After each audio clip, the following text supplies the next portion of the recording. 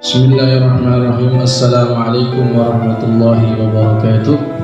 Alhamdulillahi wa kafa wa salatu wassalamu ala sayyidil habibil mustafa wa ala alihi wa ashabihi al-siddi wal wafa. Amma ba'd.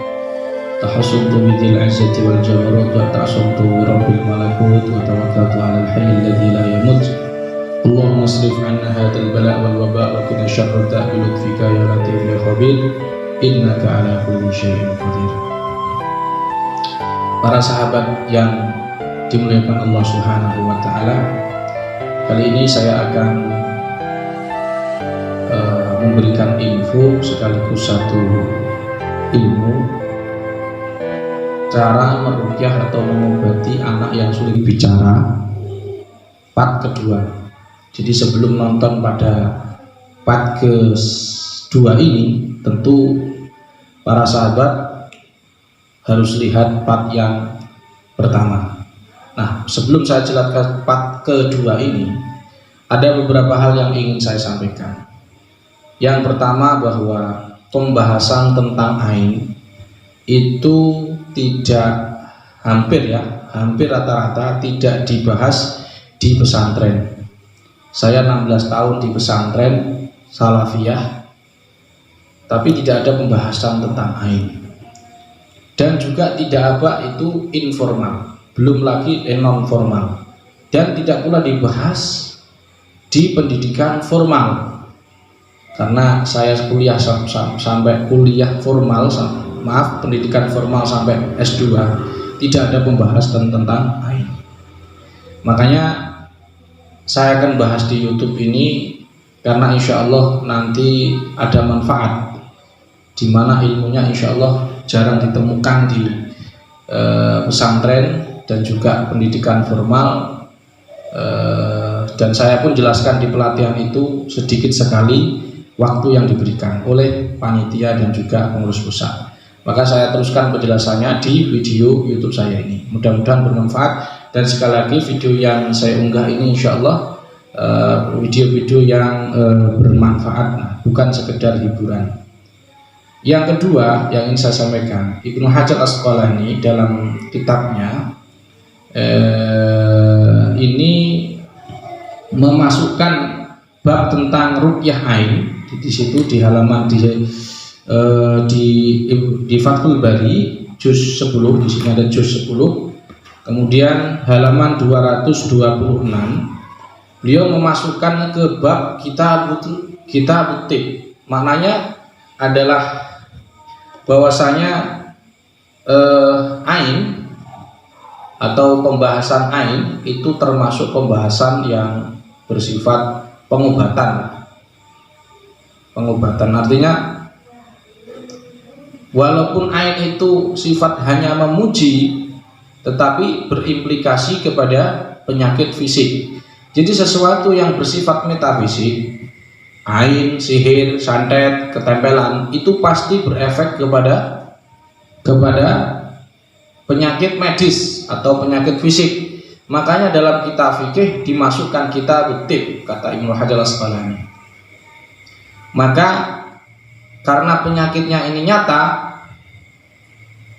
bukan sugesti. Di fikih tib ini nyata dan bukan sugesti. Dan karena penyakit ain ini sifatnya metafisik, maka sebagian orang ada yang tidak percaya, di mana orang tersebut juga kadang-kadang orang Islam. Ibnu Hajar menyindir hal tersebut dalam kitabnya An Abi Hurairah rafa'ahu al-ainu haq wa yahduruha asy-syaitan wa hasadu ibnu Adam. Waqad ashkala dzalika ala ba'dhin nas. Jadi sebagian manusia ini enggak percaya bahwa penyakit itu ain itu sumbernya dua, yaitu yahduru biha syaitan wa hasadu ibnu Adam. Hasudnya anak turun Adam. Jadi ada kontribusi setan, maka dia berpengaruh penyakit fisik. Penyakit setan ini metafisik bisa berimplikasi penyakit fisik. Yang ketiga yang ingin saya sampaikan, sebelumnya saya lanjut dulu kata beliau, wal haqqu anna Allah yakhluqu inda nadhril ain ilaihi wa i'jabuhu bihi idza syaa ma syaa min alamin aw halakatin. Jadi Allah ini menciptakan pandangan orang yang mempunyai ain ini karena takjub semau Allah Subhanahu wa taala daripada alamin, dari sesuatu yang penyakit-penyakit dan juga kerusakan. Jadi bisa jadi kalau yang dipuji itu kendaraan bisa halak, bisa rusak, yang dipuji manusia bisa menjadi alam, jadi sakit. Maknanya adalah yang ingin saya sampaikan bahwa penyakit ini benar-benar ada,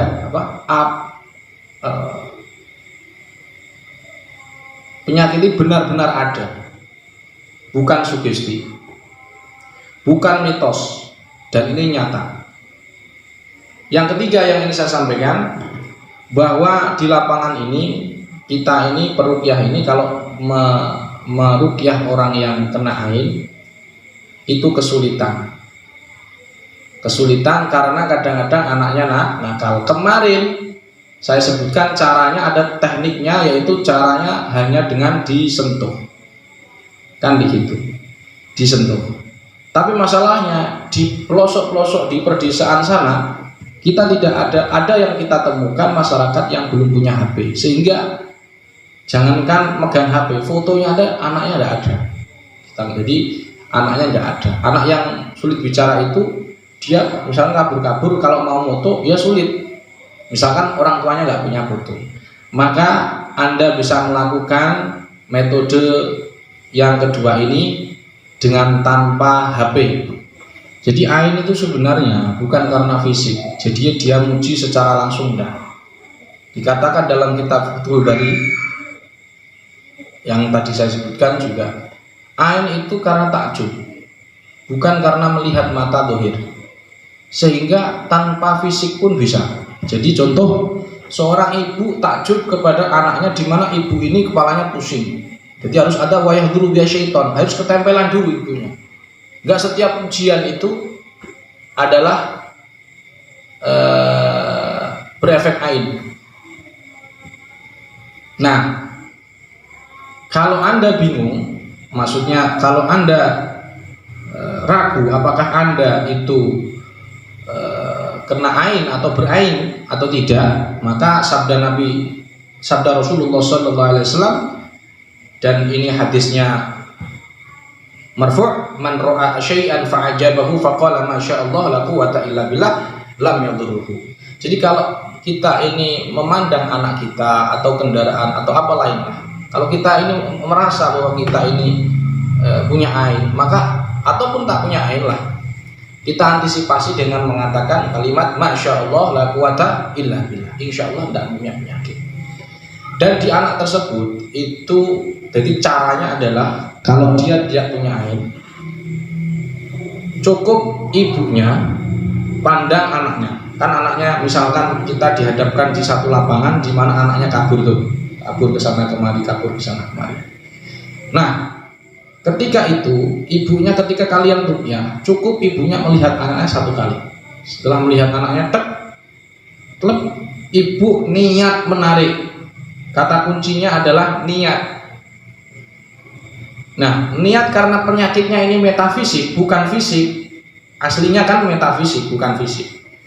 Yaitu metafisik yang berkamuflase ke penyakit, berimplikasi banyak penyakit fisik, maka itu aslinya metafisik. Jadi ibunya cukup niat narik, terus dikeluarkan lewat ibunya.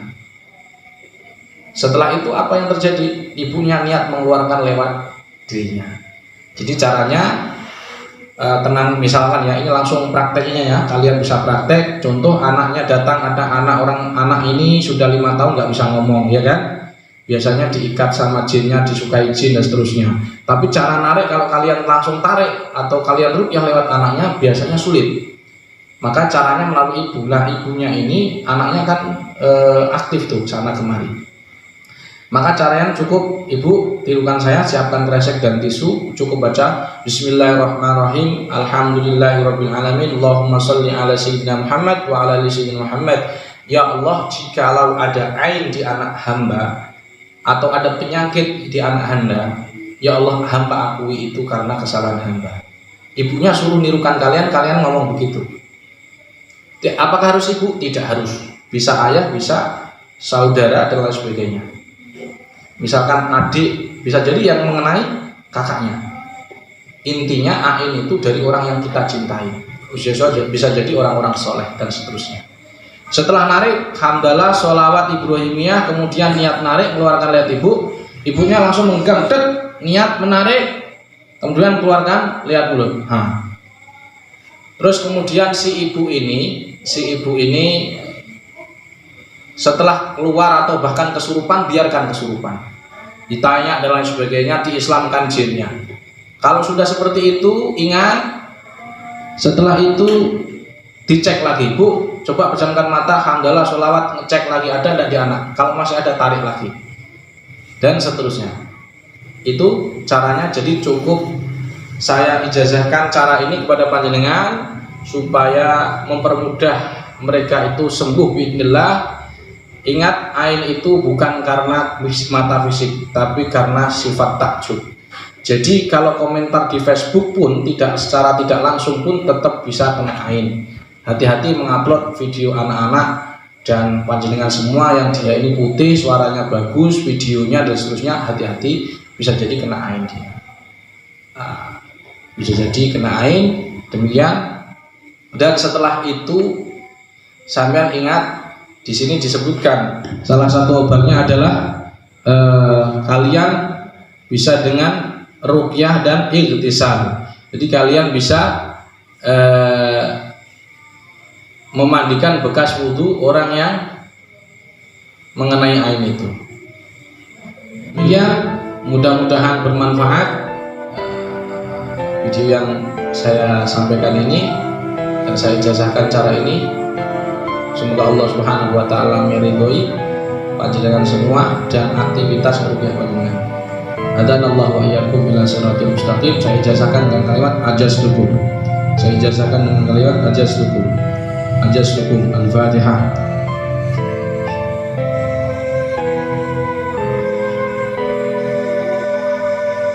Demikian, subhanakallahumma wa bihamdika asyhadu an la ilaha illa anta astaghfiruka wa atubu ilaik. Assalamualaikum warahmatullahi wabarakatuh.